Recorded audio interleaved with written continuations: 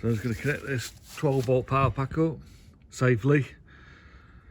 Now the leads are pretty short on this, so I have to connect to the battery, but I always got told connect the positive to the positive first and then connect your neutral to the engine if it's earth well.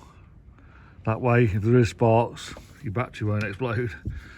But these are pretty much maintenance free these days, so I don't think gas leakages are a problem so much anymore, but you never know. So I'm going to turn it on, 98% full, connect to the positive. This one's really awkward to do.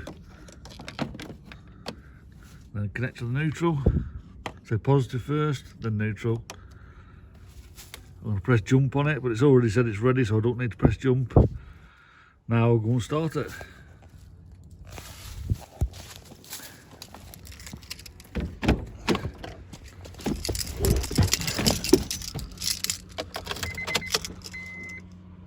Really good packs these gears are, I think they are.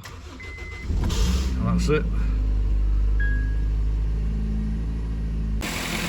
Actually, I'll just say when you take it off, remove the negative one first and then the positive one.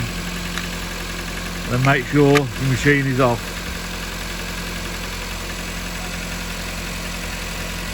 Down to 72% now, I need to charge it.